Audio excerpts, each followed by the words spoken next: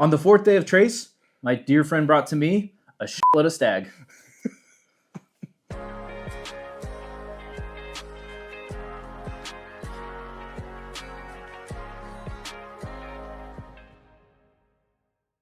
Okay, welcome back. And if you've been following me through my 12 days of Trace, I really appreciate it. If you could please like, comment, subscribe.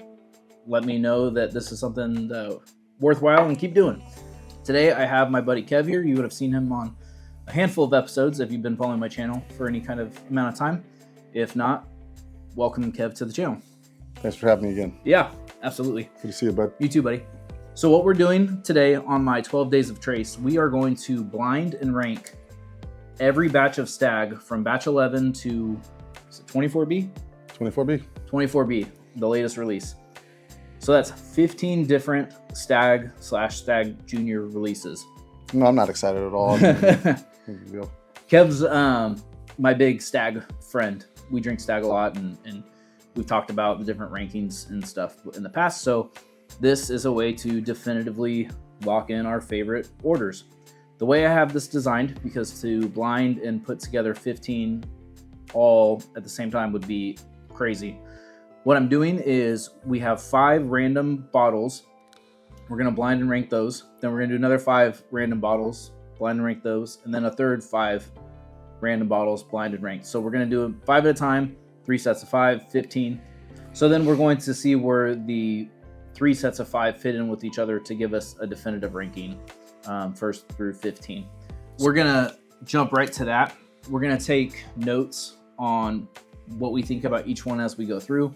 So then when we cut to the reveal, which will be in just 1 second, it'll be organized in a way that makes sense to give us our definitive 1 through 15 of the last 15 batches of Stagg. This is wild. I'm fired up. All right, let's get started. All right, we will we'll be right back with you with our notes and our final ranking. Let's do this. This is great. Yeah. All right, so this is 1A. 1A. Okay, so mine's on the right. Yeah. 1A. Yep. All right, cheers, All buddy. right, 1A. Cheers. Okay, we have our 3 sets of 5 ranked. We had to re-up on some of these because we ran a little bit low. And now we're going to run through and see where these all jive and meld together to get our definitive 1 through 15 ranking. I'd say we're not shy of pours, and like surprisingly not too faded right now to like because we went through 15, but we had like 1/4 ounce pours and we've taken our time with it. So it's really, dude, a couple of these have jumped up in ranking, a couple of these have gone down.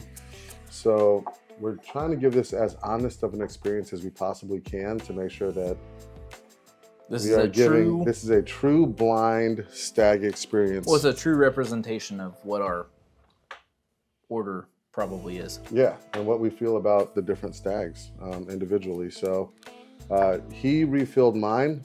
I did not see anything. I refilled his glasses. He did not see anything. So this is truly blind. We have no idea what we're tasting. In terms of batches, we just are going off of profile and flavor. So that's what that is.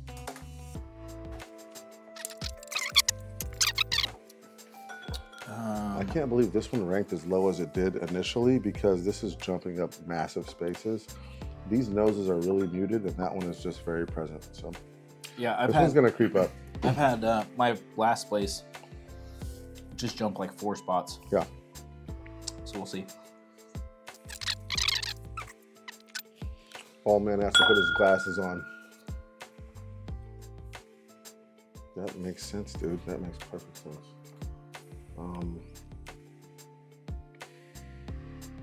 Yeah, that makes sense. So let me try this one.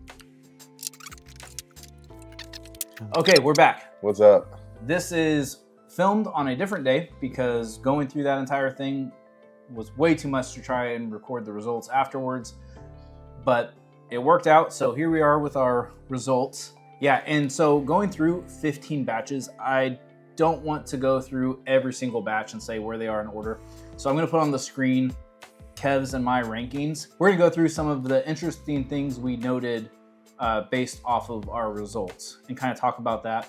I'm gonna put the graphic up and then that'll stay for a while. And then when Kev talks, the graphic will go back up. So So it's a lot of print to take in. I understand that because it's 2 sets of 15 and all that. But I want to say I think the process worked out really well. The way what I planned on happening in my vision kind of worked out. So I think doing it 3 sets of 5 and then merging the 3 sets of 5 and then going through from least to worst of all 15 and then making some adjustments as we go. I really think we got a pretty accurate order as best as we can for 15. It was really objective. I would say the results are pretty shocking for both of us in terms of what the number 1 was. We'll get there, but man, a batch was certainly slept on, and some things wound up being way lower than I would have expected, and that is the remnants of the pours. Right. So after everything was all said and done, we had leftovers of all of them. So I went through and I poured all of the leftovers into this here mason jar, and a couple of the bottles we didn't have, we had samples of those. So then whatever was left of the little sample bottles, it all went in here. So this is just a big amalgamation of the last 15 batches. And I'm gonna pour this. I'm gonna throw the results up now, and I'll just go through my list real quick and kind of talk about what was interesting on that. Cheers, brother. Cheers. Oh, we'll get back to that. So what I found interesting was 24B last. That doesn't surprise me. What does surprise me is batch 14, 22A. Prior to having some other batches, I thought that was gonna be my favorite. I did have some other batches that I knew I preferred before getting to this project. So I expected it to maybe be in a top 5, but I didn't expect it to be number 14. So I thought Which one was that? 22A. Yeah. So then I also thought it was really interesting that I have batch 16 in 13th place. Batch 16 for a long time was my all-time favorite. It was dark, it was chocolatey, it was oaky. It didn't have any of that Stagg must, or like kind of wet hay type of thing that some of them can have. And I just thought it was a really complex, well-rounded bourbon. And so I would have expected that to be a top probably 3 or 4. So seeing that all the way down at 13. As far as my bottom bracket goes, the batch 16 and 22A being so far down, that was really interesting. The other interesting thing was batch 14 was one of my just go-tos for a long time, one of my favorites. It was just mash bill 1 done really well. Great chocolate, oaky, just really good mash bill 1. So that came in 11th for me. I would have expected that to be higher. And then nothing else really jumps out at me until we get to the top 5. Because, you know, I honestly thought batch 12 that everybody likes, I thought that would have been, it came in 7th. That's right around kind of where I probably would have anticipated it to. So no other big surprises until the top 5. Batch 17, I would have expected to be a top 3, probably. It made it to top 5. So given the amount of bottles that we had, you know, just outside of top 3, top 5, that makes sense for me. Batch 11, you and I both have in 4th place. That tracks for me. I really like batch 11. The surprising thing is batch 15 was 3rd place for me, 5th place for you. So we both had it pretty high up. When I went through my bottle, I didn't really appreciate it for what it was. And then I tried it at a Stagg dinner night thing against a bunch of other Staggs, and it kept creeping up. So the fact that it performed well in this project doesn't surprise me, but it is kind of surprising that I never really appreciated it for what it was before. Yeah. 23A and batch 13 were my 1 and 2. I was torn between those two. I mean, I just kept going back and forth between my 1 and 2, not knowing which one I was going to be number 1. I finally committed to 13 being my number 1. And that's the surprise. 23A, I've been saying for a long time now that this is my all-time favorite. I didn't think that was possible. I tried at that Stagg night I was mentioning. I had 23A blind against some of my favorites, and it just kept showing up and kept winning. I probably did it 5 or 6 times. My buddy RJ, you would have seen him before, and you'll see him in this project too coming up. He did this blind. He set up the blind for me a bunch, and 23A just kept showing up. So I was surprised back then. I'm not surprised now. if you were to ask me going into this, what's going to be number one, I would have said 23A. So the fact that it was between 1 and 2 and like razor thin, that's exactly what I would have expected. The shocker for me, the absolute shocker, is batch 13 coming in first place. I have long said before some of the newer batches that batch 13 was my least favorite. I always would have put it very, very low. I'd say within 8 batches worth of releases from 13, I would have put that.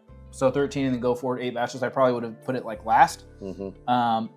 I would have guessed in this it would have been a bottom 5, and it was both of our first place, which is absolutely shocking, mind-boggling to me. And 13 was the first pour that each of us ever had of Stagg. That was actually my introduction to Stagg Junior. Was batch 13, and when I first had it, I was blown away by it. Best thing I've ever had up to that point, and I bought several bottles of it, which I drank through rather quickly, but never in a million years did I imagine 13 would take first place on a blind with all the hitters. So yeah, batch 13 was, like Kev said, it was the first bottle of Stagg I've ever owned, first bottle of Stagg I ever tried. It was on an end cap for like $60 at my local grocery store. I walked by and it was there, and I was like, oh, I think that was supposed to be good. So I grabbed it, and it was, but I always got this kind of that musty hay note on the 13 that I was, that I mentioned earlier that I get on Stagg. And that was sample 3C. So let me flip over 3C here real quick. And I noted it was a syrupy, grape, rich, velvety. That's kind of what I would have expected the batch 14 to be. Yeah. But for the fact that it was both of our first, I mean, I think that really clearly goes to say that there's something special about that bottle. I got drastically different notes on the 13 than you, but it was obviously both of our first place. I got notes of like sweet, pineapple, long finish, which is kind of off profile, which is something I typically get if you add grapefruit to like the 17. And so the notes that I got on 17, which was my second place, were kind of flopped from what I expected them to be for 13 and 17. 13, I got sweet, pineapple, long finish, rich. And then 17, I got, actually I did. I got pineapple, citrus. I got pineapple, citrus, dust, chocolate on 17 as well. So that doesn't surprise me, but I don't remember those notes from 13. I remember that distinctly being a thing that I got out of 17, all those notes, but 13, I always got grape, chocolate, and some other notes, but man, it really, really shocked us. Is there anything else that kind of stood out to you, or you would have expected some of them to be higher or lower, or any kind of shocking things, if you want to touch on that? 22A was always the batch that I thought was gonna be easily top 3 for me, and 22A fell to number 9 actually out of 15, and that was a shocker for me. The nose just seemed kind of muted compared to others, and on the palate it just didn't stand up to the 17, the 13. Big surprise for me is I've always liked 15, and I didn't think it would be top 5. It actually was number 5. Big shock to me was that number 14, Stagg Junior Batch 14, is actually number 3 for me. I thought that was going to be bottom of the barrel. It just didn't have that umph that I normally look for in a Stagg. So we were swapped on that, because I would have expected it to be maybe a top 5 or 6 for me, and then it was number 11. You would have expected it to be maybe around that 11 to 15 mark, and it was a top 5 for you. So top 5, yeah. We were flip-flopped on that one. Oh, super interesting.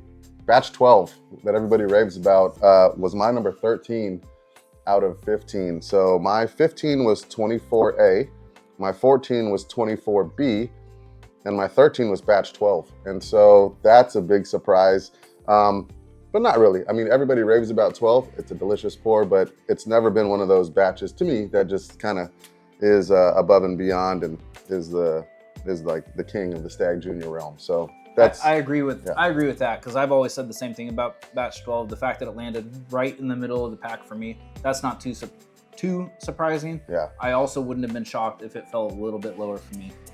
Yeah. 16 was right in the middle of the pack. That stands up. But yeah, my top 5. 15 was my number 5. Batch 11 was in our top 5, both of us, right? Yep, we had a 4.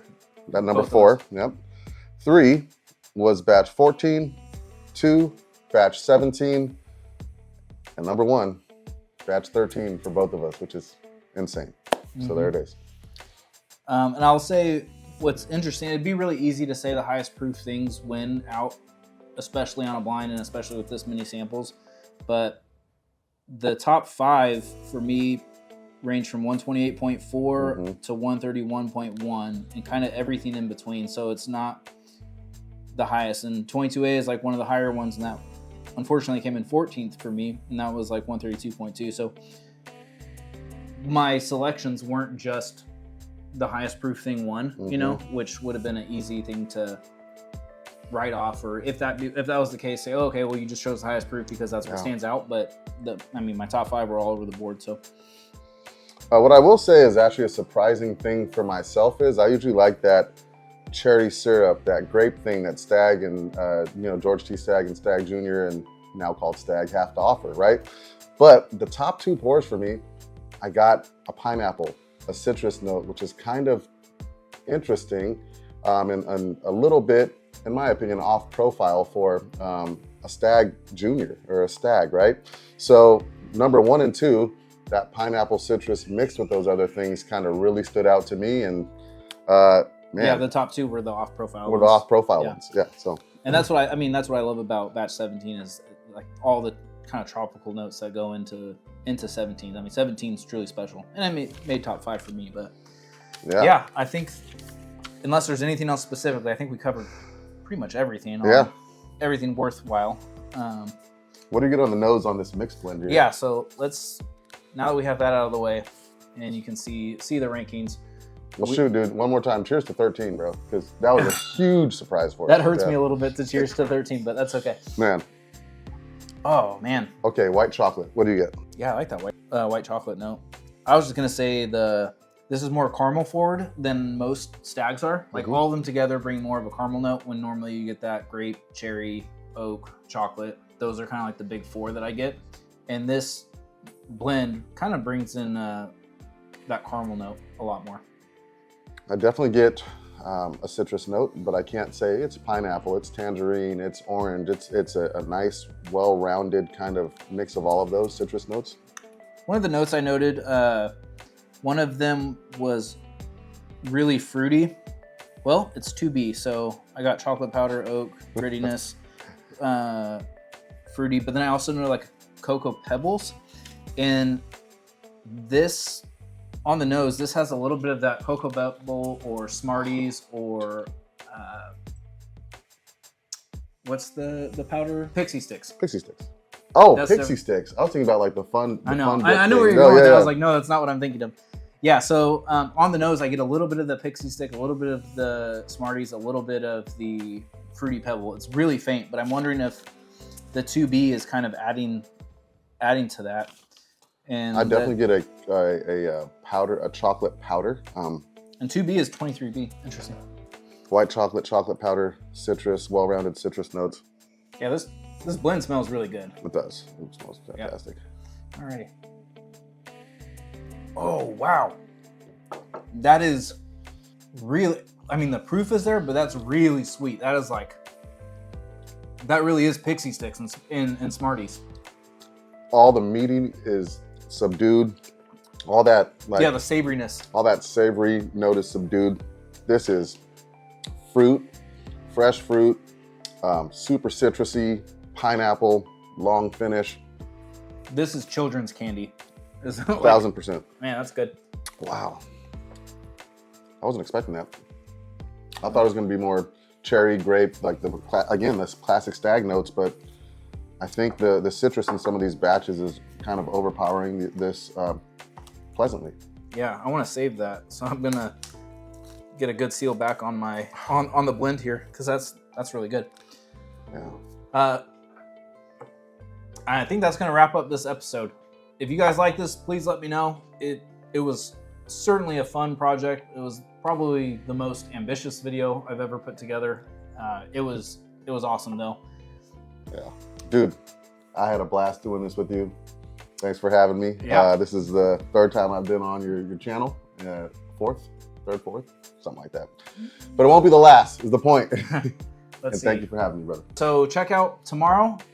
I'm off the top of my head, I don't even know what it is, but I wouldn't tell you guys if I did. Check out tomorrow. We're just gonna keep ramping up from here. Got a couple more guests. And this project is overall, this 12 days of trace has been a blast. But cheers, Kev. Cheers, Austin. Yep. And as always, the brewing experience is all about good pours and great times with whoever with. Whiskey meant to be enjoyed. So crack those balls. Cheers.